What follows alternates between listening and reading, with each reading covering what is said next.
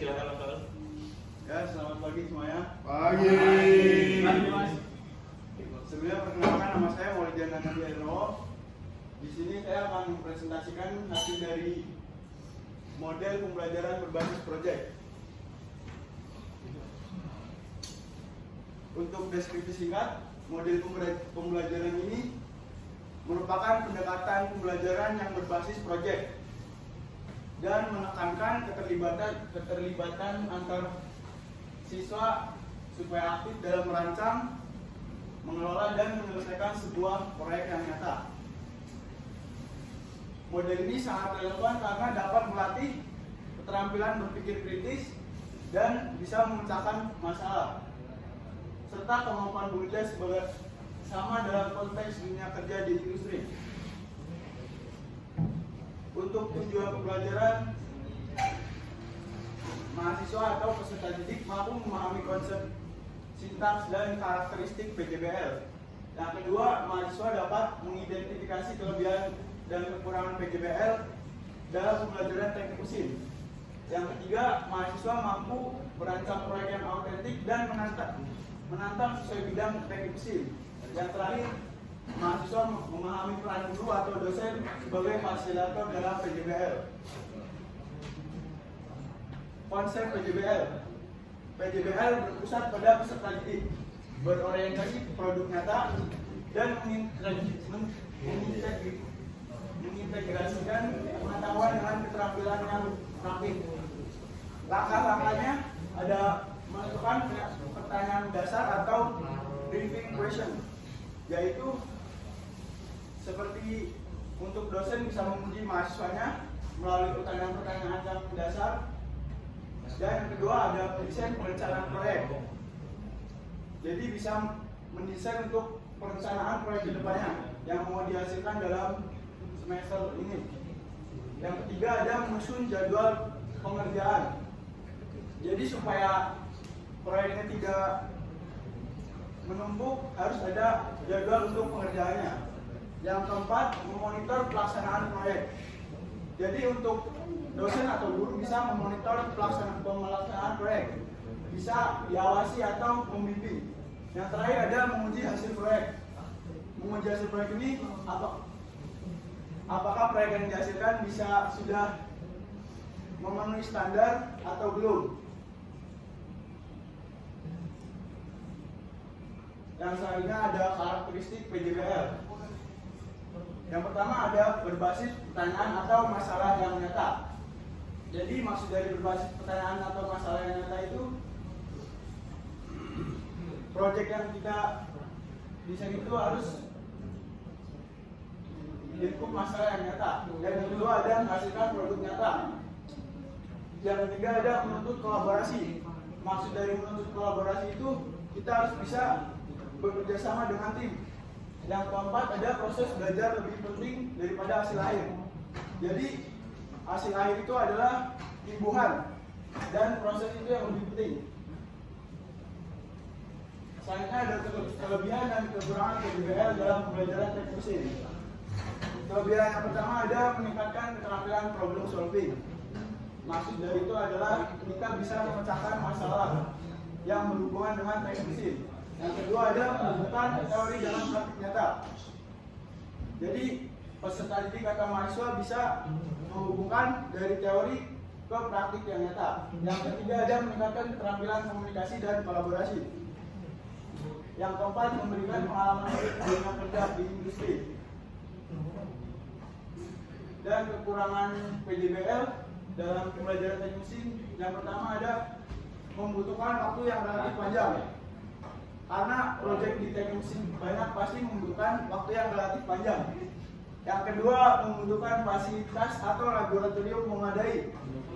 Jadi tidak mungkin kita bisa praktik kalau tidak ada fasilitas yang belum memadai.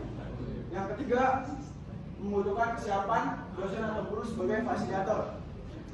Jadi kita tidak mungkin bisa praktik kalau tidak ada dosen atau guru yang mendampingi. Ini teknik merancang proyek autentik dan menantang. Contoh proyek yang dapat dilakukan dalam pembelajaran teknik mesin. contoh yang kita alami seperti pengelasan, bubut atau di ada itu. Nah, selanjutnya ada peran guru atau dosen sebagai fasilitator. Jadi peran guru di sini atau dosen yang pertama menjadi motivator dan pengarah. Jadi dosen dan guru itu bukan sekedar mengajar atau memberi ilmu kepada peserta didik atau mahasiswa. Peran guru itu bisa menjadi motivator, menjadi pembimbing dan pengarah. Yang kedua, membimbing perencanaan proyek. Jadi untuk mahasiswa dan peserta didik harus bisa dibimbing oleh guru atau dosen supaya proyek itu bisa dihasilkan dan memenuhi standar. Yang ketiga ada memantau proses pengerjaan. Jadi peran guru atau dosen bisa memantau progres pekerjaan. Yang keempat, memberikan umpan balik konstruksi. Dan yang terakhir, menilai proses dan produk dengan rubrik penilaian. Jadi setelah proyek selesai, guru dan dosen bisa menilai hasil dari proyek tersebut. Untuk aktivitas pembelajarannya, yang pertama, dosen atau guru bisa menjelaskan konsep PJBL dan contoh proyek dalam industri teknik mesin. Yang kedua, mahasiswa dibagi kelompok, memilih proyek, menyusun perencanaan, lalu pelaksanaan proyek. Yang ketiga, setiap kelompok mempresentasikan hasil dan demonstrasi produk. Yang terakhir, diskusi kelas mengenai kesulitan, solusi dan pembelajaran yang didapat. Terima kasih. Apakah ada yang mau ditanyakan? Gimana? Apakah dari presentasi yang disampaikan Mas Soal ada pertanyaan? Silakan. Ya, Mas.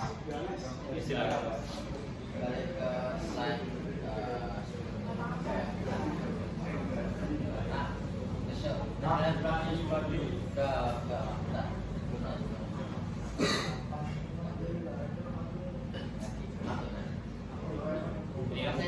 proses belajar lebih penting daripada hasil akhir. Bagaimana cara menilai proses belajar daripada hasil akhir? Lalu setelah itu setelahnya mas enggak ada mana tadi setelahnya setelahnya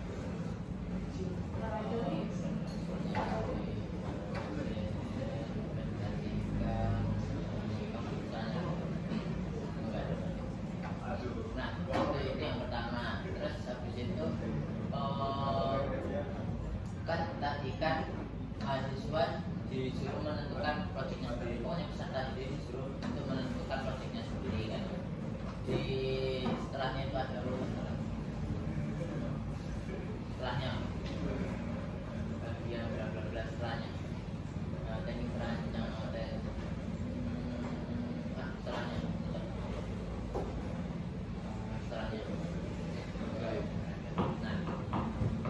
mahasiswa bagi kelompok memilih proyek kan ya. Nah, proyek yang dipilih mahasiswa kan berarti kan harus berbasis dengan masalah gitu. Kalau misalkan dan dalam proses pembelajarannya dia belum menemukan solusi dalam masalah tersebut, bagaimana?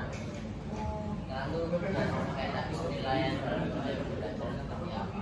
Contoh-contohnya kan kalau misalkan di dalam kita seperti ini itu kan bisa dinilai dari kehadiran, dari pertanyaan, dari kita presentasinya.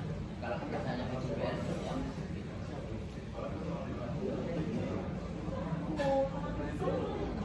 Nah, untuk proses belajar lebih penting daripada hasil akhir itu maksudnya guru atau dosen itu bisa menilai progres dari mahasiswa atau peserta didik yang dinilai. Jadi maksudnya progresnya itu nyata dan tidak